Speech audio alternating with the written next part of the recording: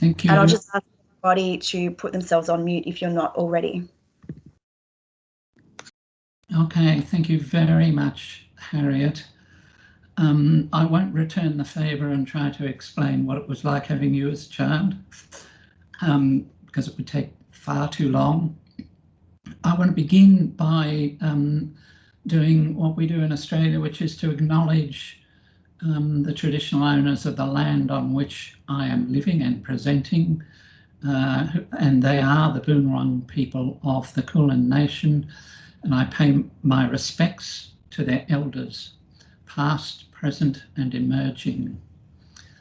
I also want to acknowledge that I am sitting in what was Harriet's old bedroom, in which I have converted into a study. One of the great advantages of when your kids leave home, you can grab their bedroom for what you want. I want to thank Sophie Leggett and Chris Pugh from the Geography Society for the invitation, and Harriet, of course, and the members of the Dyer Research Group. I'm, as Harriet said, I'm a psychologist by background. My current job involves what I would call knowledge synthesis, and I want to say something about that.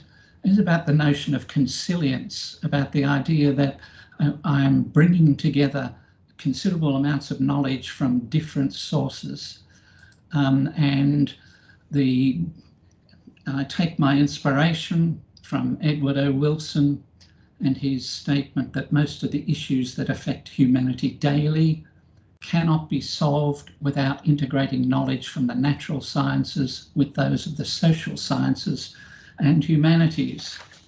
Those human geographers among you can take consolation from that particular statement. I want to say that I've got a lot of slides. I will not necessarily read or go through all of them. They'll be there for you afterwards. There will certainly be, as Harriet said, the slides will be available, all the references. This is a big picture look at children, fast and furious, an attempt to develop a narrative that makes sense of who they are and where they are, what their place is in society and what that means for us. I'm going to frame it in these terms. What just happened? What's been the impact of these changes? What have we learned? What have we tried? How effective have we been? What needs to be done? Conclusions, and completely run out of time at the end.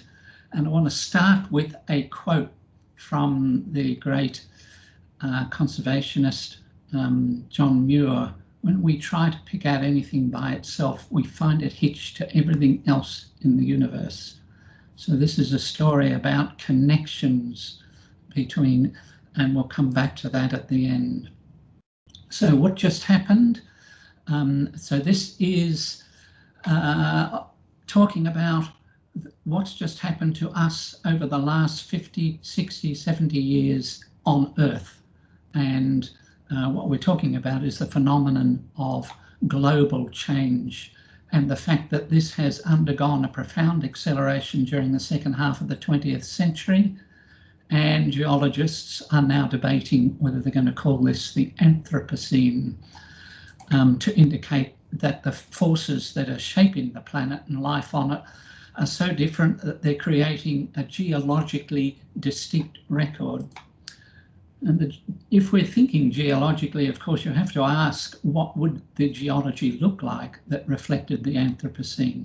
Perhaps in the future, when they get to drill down, they'll be able to detect our geological era by an increased layer of microplastics or something of that order.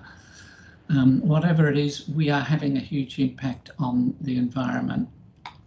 And it's the great acceleration bit that I want to focus on. This is a paper from Will Steffen and colleagues from 2015, in which they present this set of slides describing Earth system trends. You're probably familiar with this. Each of these shows from 1750 to 2000. That line there is 1950. And as you see, each of these takes off after 1950, sometimes quite precipitously. And that's the great acceleration, the huge exponential change that has occurred. But paralleling the social climate change, there's been climate change, there's been social climate change. So there's been huge societal changes at economic, demographic, social and technological and globalised national and local levels. And they are reshaping our social and environmental conditions and doing so faster than we are able to change our institutions, our societies and our ethical choices. My name for this is to call it social climate change. And going back to the Will Steffen paper, they've also got some charts showing socio-economic trends. And again, you can see this is population, GDP, and primary energy use and water use and international tourism. And again, in all these cases, you can see the takeoff after 1950, the great acceleration. In another take on this, this comes from a recent book by Robert Putnam, and it is a charts a trajectory principally in America from 1895 to 2015, peaking in the 1960s and showing economic, political, societal and cultural trends. And what they are arguing is that there used to be an American Gilded Age of enormous inequality, and that was followed by 6 decades of imperfect but steady upward progress towards greater economic equality, more cooperation in the public square, a stronger social fabric and a growing culture of solidarity. And from the mid-60s to today, we've unpacked the whole thing. We've moved away from it and created a new Gilded Age at an accelerated pace. We've replaced cooperation with political polarisation. We've allowed our community and family ties to unravel. Our culture has become more focused on individualism, and while we've made important progress in expanding individual rights, we have sharply regressed in terms of shared prosperity and community values. Well, interesting argument, but different ways of thinking about the great acceleration, the huge changes that have taken place. I would argue that social and climate change have both common factors. Growth in population, increased movement of people between countries, globalisation of ideas and culture, the adoption of free market economic policies, the acceleration of technology, concurrent gains, rises in general prosperity, and reduction in government control over market and government responsibility. All of these contribute to both social climate change and climate change. So what's been the impact of these? I'm going to look briefly at the impact on health and well-being of climate change, then have a look at what social climate change has done to us. You can see that I'm going to be making a series of strong statements that I believe have a lot of evidence behind them, but will not have time to present you with that evidence. So let's look at what we can about the impact of climate change. Climate change poses direct and indirect risks to health.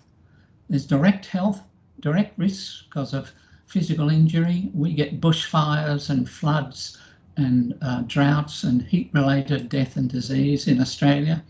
The indirect risks include infectious diseases and pandemics, which we all know about, and then economic disruption after drought and flood.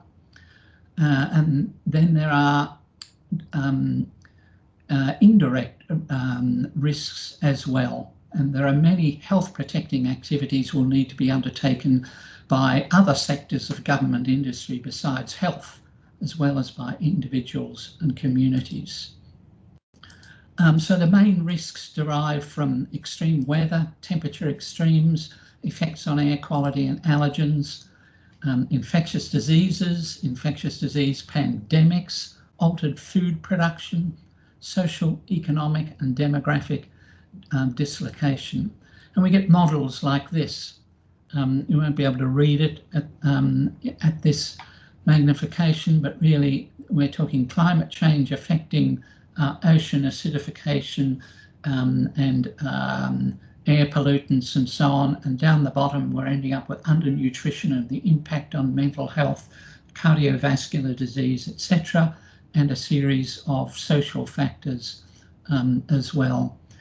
Another attempt to capture the impact on children specifically lists a series of direct impacts of climate change and notes that children's ability to protect themselves from this depends entirely upon the adult system, but they are more physiologically vulnerable to these effects, and these are the kinds of effects that we're going to see.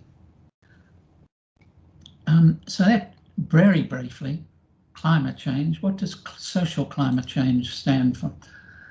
First, it's going to lead to general improvements. It has led to general improvements in the health, well-being and standards of many people. Second, while most people have benefited greatly, the benefits have not been shared equally. Third, it has altered the nature of the problems facing society and governments. They're now more likely to be complex or wicked problems. Fourth, it's altered the health challenges we face, more likely to be chronic non-communicable diseases. Fifth, some of the changes have unintended side effects that are damaging for our health and well-being. And sixth, it has changed families and the conditions under which they're raising young kids. So you're going to have a quick whip through these ideas and see what they are telling us. First, improvements in health and standards of living. Steven Pinker has made the argument that the world is not really falling apart. He presents evidence to show that life, health, prosperity, etc. are on the rise, not just in the West and worldwide, and that this is the result of the Enlightenment conviction that science and reason can enhance human flourishing. And we have Hans Rosling as well making a similar argument that the world, for all its imperfections, is in a much better state than we might think. Quite a lot of people dispute the views that are just presented, but we do need to acknowledge that we have all benefited enormously from the positive changes that have occurred over the past 50 or 70 years. However, the benefits have not been equitably distributed. So we've got a number of authors arguing that there are major social inequalities. So we have Thomas Piketty and his colleague Lucas Chancel, we have Robert Putnam, we even have the International Monetary Fund just this week weighing in, suggesting that in fact we need to take inequality seriously and invest in. So unequal distribution of benefits. There have been widening gaps between the rich and the poor in most developed nations, and these gaps, rather than poverty itself, are associated with poorer health and social outcomes. Social gradients effects operate so that social problems progressively worsen the lower people are on the socio-economic scale. And within each of the developed countries, average life expectancy is 5, 10 or even 15 years shorter for people living in the poorest areas. Here are books on the impact of social inequalities. The top ones involve Michael Marmot's, one of Australia's generous contribution to English life. The bottom by Richard Wilkinson and Kate Pickett, Homegrown Products. So they are all saying similar kinds of things. Michael Marmot says the conditions under which people live their lives are the main influences on their health. And these things are unequally distributed, and the result of that distribution is that health is unequally distributed. being at the wrong end of inequality is disempowering, and the effect is graded. So last year, Marmot and Co published a review of health equity in England, in which they came to the following conclusions: that since 2010, improvements in life expectancy have stalled and declined for the poorest 10% of women. The amount of time people spend in poor health has increased across England over the past 10 years. The health gap has grown between wealthy and deprived areas, and that place matters, that if you live in a deprived area in the northeast, it's worse for your health than living in a similarly deprived area in London, to the extent that life expectancy is nearly 5 years less. Then there are changes in the nature of the problems facing society and governments. This is a third of our impacts of social climate change. And this is about the issue of wicked problems. So the problems we face are now more likely to be wicked as contrasted to tame problems. They're not in the sense of them being evil, but they're complex, and they go beyond the capacity of any one organisation to understand and respond to. There's disagreement about the causes of the problem. Problem's not understood until after a solution has been formulated, and it's never solved completely. Examples of wicked problems include child protection, we never seem to be able to get on top of, family violence, Indigenous disadvantage, social exclusion, health inequalities, poverty, obesity, climate change, land degradation, etc. And the major health and social challenges that we face are now more likely to be of this character, complex and wicked problems. Then there's changes in the health problems. They're more likely to be chronic non-communicable diseases rather than acute communicable diseases. Many of those were successfully brought under control or eradicated in the 20th century with health advances. Now we are facing what are sometimes referred to as epidemic of non-communicable conditions such as obesity and asthma and allergic reactions and diabetes and the like. And many of these are mismatched diseases exacerbated by contemporary living conditions. And there's one big exception to this story, and that's pandemics of communicable diseases, which can come at any time. Books on pandemics. This guy wrote a book in 2016 on the next pandemic. He can congratulate himself. Pandemics have always been with us, but are likely to increase in frequency and intensity, and factors that contribute to the increase include population growth, reduction in habitats, greater contact between people and creatures carrying viruses. And to reduce the likelihood of future pandemics, we're going to need a new approach to health, an eco-health approach where human, animal and ecosystem health are seen together. But one thing that pandemics do is they expose the greatest weaknesses in system. The most vulnerable are the ones who suffer most from pandemics. One thing we do know is we're going to keep having them. This is unavoidable, so we need to get ready.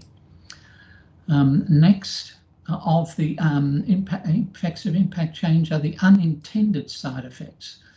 And that includes things like mismatched conditions and overuse of antibiotics and changes in food production and production of environmental toxins, all things that we did with good intentions and didn't realise that they would have unfortunate side effects. I'm just going to focus on the mismatched conditions here to explain what they are. And this refers to the mismatch between our evolutionary design bodies and our modern environments. Thanks to the genes we inherited, we're adapted for different activities, etc. At the same time, we've changed our environments and we are poorly adapted for the way that the environments that we've created. And our attempts to adapt to that can sometimes make us sick. There are many mismatched diseases, but all of them are caused by environmental changes that alter how the body functions. The bottom line here is that we've removed many of the environmental stresses that we need for healthy development, removed the difference between hot and cold and the need to move about much, and the difference between feast and famine. These things clash with our evolutionary bodies and create some of the epidemics of non-communicable diseases. We've also had changes in families and the conditions in which they're raising kids. These are well documented. Families have become more varied in their structure, more diverse culturally, they're smaller, childless is increasing, mother's age at first birth is increasing, more single parents, more blended parents, more shared custody arrangements, more same-sex couple families, etc. And the family circumstances have altered. More parents working, more parents doing shift work, working longer hours, more families are jobless, more kids raised in poverty, people having difficulty balancing work demands. Parenting itself has become more stressful and challenging. And the impact, well, social climate change has benefited many families, but it's been a widening gap between those who are benefiting and those who are not, and those gaps are cumulative. The more advantaged families are initially, the better they are able to capitalise and build upon the opportunities available, so the gap becomes progressively wider. And there's an increase in the number of families with complex needs, more pockets of intergenerational disadvantage, underachievement, poor health and developmental outcomes. Families are also experiencing changes in economic and social conditions. The economic employment opportunities have affected men and women differently. Communities are more socially fragmented. There's less trust and reciprocity, more concern about personal safety, and many families lack strong personal support networks. There's a general increase in social isolation and loneliness. And then we've had changes in physical conditions. We've got greater exposure to environmental toxins, we've got changes to urban environments, reduced access to parks and so on, changes in living environments, changes in food production and consumptions. All of those have implications for how families can raise their kids and have direct impact on children's health and well-being. Okay, so that summarises the summary, very briefly, some of the impacts that social climate change and climate change have had upon children and families. Let's now switch to what we have learned, here I'm going to focus on some headline findings about what we've learned about child development, family functioning during this same period. So these are child developmental and other learnings. What have we learned? First, importance of the first 1,000 days, the period from conception to the end of the second year. This is the period of maximum developmental plasticity, the period when we are most able to adapt to the environment in which we find ourselves.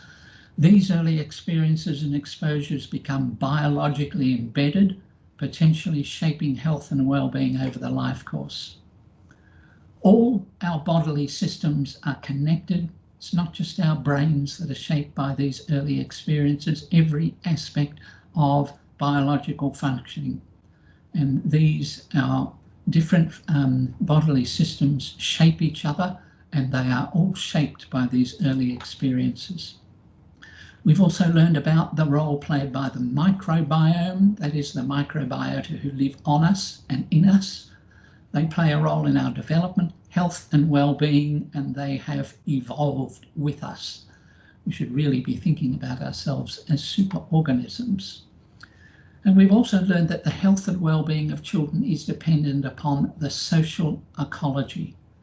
We need to adopt a bio-socio-ecological approach. Here's the model we usually use. This is developed by Yuri Bronfenbrenner. It is a nested model in which you have the individual nested in an immediate environment of family and neighbourhood, with indirect environments here, the political system and educational system, and a macro system out here, all of which have direct and indirect effects, and you've got influences over time. So an attempt to capture the ecology of human development. The health of well-being of children is also dependent upon what we might think of as the chronological ecology. It's shaped by the health and well-being of parents before conception and by their health and their own parents, and in turn our functioning shapes the inheritance of our own children and grandchildren. And the mechanisms are that there is the possibility of intergenerational transmission, not just of genes, but of genes that have been altered by experiences. Parents are also provide the environments in which young children develop. It's another form of inheritance. Another thing that we've learned is the role of social determinants. The fact that social conditions have a greater impact on outcomes than do the services they receive. Really just worth pausing to think about that. This is the model. Socio and economic factors might account for 40% of outcomes, 10% of the physical environment. Clinical care might only account for 20%, the actual behaviours of people accounting for 30%. So if we're going to rely upon clinical care to get improved outcomes, we're going to be disappointed if we ignore this. Role of public policies can have a positive impact on the conditions under which families are raising young kids. So one must speculate about the impact of the austerity policies in the UK as contributing to the worsening of social conditions, as documented by Michael Marmot. Physical and built environments are also important. In Australia, in a city like Melbourne, where I am, we are going to have to massively green up in order to cope with the predicted impact of expected temperature rises, which need to be offset by trees, basically. Okay, so that's the story about the impact that climate change have had. So what have we tried? What have we done to address this? Very briefly, governments have focused most effort on building better coordinated and effective systems, and they put less effort on building more supportive communities and improving the interface. Whether that's true of the UK, I can't be completely sure. It's certainly broadly true of Australia. Governments have also tended to place more reliance upon killer programs, preferably evidence-based, that address the presenting problems rather than looking at the systemic ecological conditions that lead to the problems in the first place. Services have become more proceduralised. Agencies are using a more control and command approach to service delivery, with the result that services have become less caring and responsive to the needs of people. Social workers in the UK can spend 80% of their time doing paperwork and only 20% doing face-to-face stuff. Service system has not adapted sufficiently to the changed conditions under which families are raising young kids. We set up services 50 or 60 years ago, and they have not fully changed to keep up with the time. So how effective have our efforts been? There's been no real change to the major wicked problems of family violence, child abuse, poor school readiness, intergenerational poverty. In the UK, as we've seen, health problems have increased, and we haven't made a significant difference to child and family outcomes. There are poor developmental outcomes across a wide range of indicators, and the rates of some of these have risen or are unacceptably high. There are three general points to be made about this. First, their ubiquity. Every index of development and functioning appears to be affected. Second, they occur in every developed nation. And they also appear in developing nations as they acquire Western lifestyles and levels of prosperity. And there is the odd business of why is this happening at all? If Pinker is right about, and he surely is about much of it, about the improvements in prosperity, why are we getting these side effects and worsening outcomes? This has been called modernity's paradox, which is that if we've had this dramatic expansion of market-based economies, why is there the substantial threats to health and well-being in the very society that benefits most from this abundance? So what do we need to do? Okay, find the safe spot for the planet, find the safe spot for humanity, and find the safe spot for children. Safe spot for humanity, you'll be familiar with this stuff, I'm sure. This is the notion of planetary boundaries from Johan Rockström and colleagues. So this is the notion that there are boundaries that the planet needs to stay within if it is to keep safe. We've exceeded boundaries, say in the case of the ozone level, and then we managed to reduce that and bring it back within a safe boundary. But we are at risk in other cases. So this is the climate change challenge, how to find a safe operating space.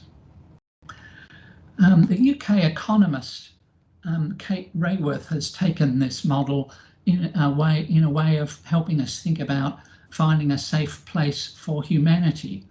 So in her donut economics model, there's the ecological ceiling around the outside, the planetary boundaries. She puts a boundary around here, which are the social foundations, which we shouldn't go below. And in that donut space is the safe and just space for humanity. These are the things that humanity needs. And she describes an economic model that takes into account both the planetary needs and the needs of humanity. And I think this is a useful model. What about the safe space for children? The World Health Organization, UNICEF, and the World Health Group came up with a nurturing care framework to help us think about this. This is a whole of government and whole of society approach to promote nurturing care. And nurturing care refers to a stable environment created by parents and other caregivers that ensures children good health and nutrition, protects them from threats, and gives young children opportunities for early learning through interactions that are emotionally supportive and responsive. So there are the 5 elements there that they have identified as being an essential for children. I've just done some work where I've expanded this to think about a nurturing care framework for children and families. I'm not going to go through this.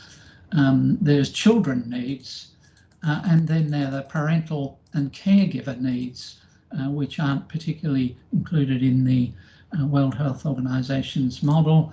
And then there's the shared needs that they have. So this is a framework that we can use to think about it. The World Health Organization hasn't entirely ignored this. Here's the nurturing care framework nested within empowered communities, supportive services, and enabling policies.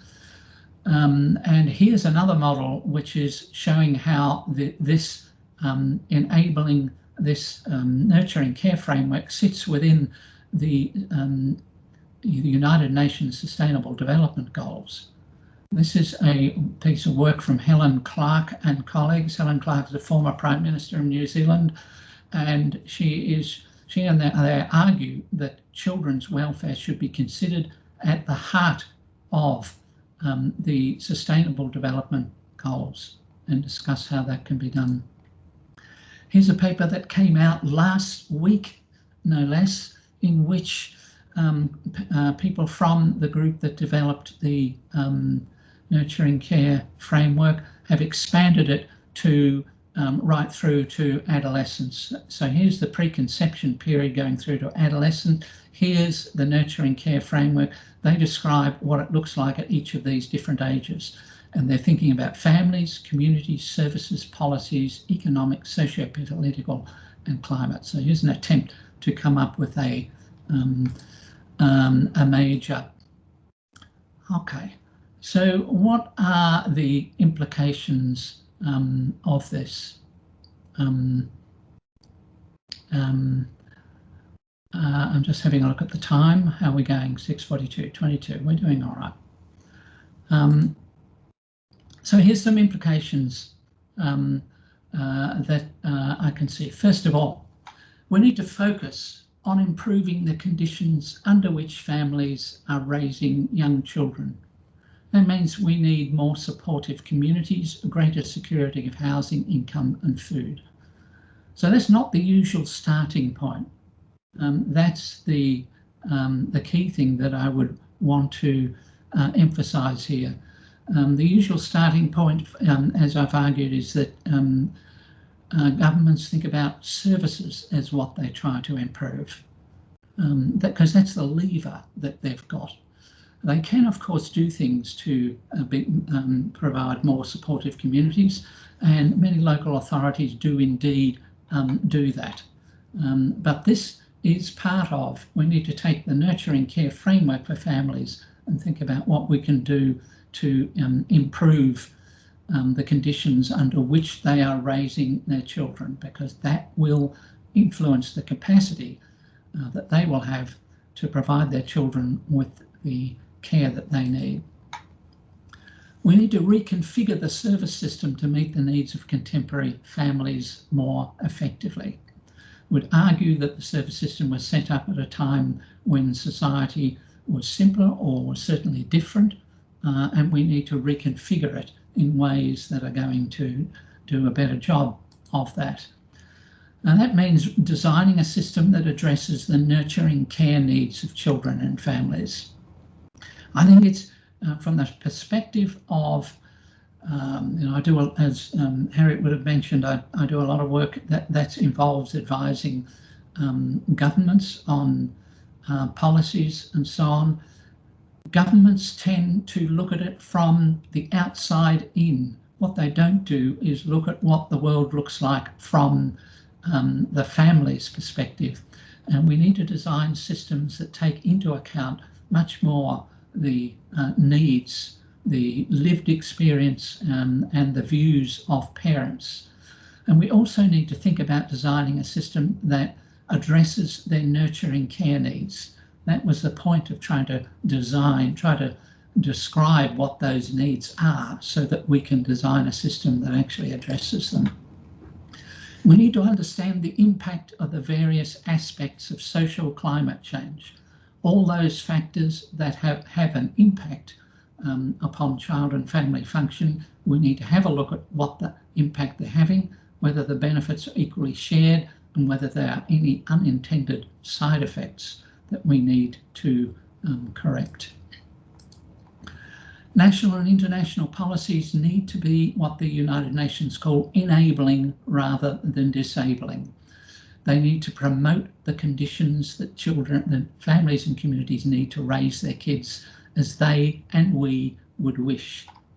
And one can argue that the austerity policies that are being pursued in the UK and elsewhere are disabling to families in that they deprive them of essential services. Let me give you one example. We've been following for years what's happened with the Sure Start program that was started under New Labour, and until the austerity policies were introduced, had a budget of £1.6 billion, something like that, and were in every local authority and area. That's been cut back to about 600 million, with the result that many local authorities have closed them altogether. Now that is extremely short-sighted. Sure Start programs have the capacity to provide essential networking support for families and act as a hub for the delivery of services. They very definitely need to be funded. So we need to be thinking about enabling policies and what they look like. We need to adopt a comprehensive ecological approach that recognises the dynamic interconnections between all levels of human society and between human activity and the functioning of the planet. We need policies and practices that will ensure a safe place for children and their families, their communities and societies in which they live, all humans on the planet and the planet itself. A modest goal. But we do need to think in that, because all of these things are in fact connected. So what's the place of children in the world? Going back to John Muir, when we try to pick out anything by itself, we find it hitched to everything else in the universe. The welfare of kids is hitched to the welfare of everyone else on the planet and of the planet itself. Caring for children is therefore everyone's business. Thank you. I'll come to a screeching halt at that point, and by the look of it, we have some time for taking questions at this point. Thank you so much, Dr. Moore. That was fantastic. I'm going to just at this point stop the recording.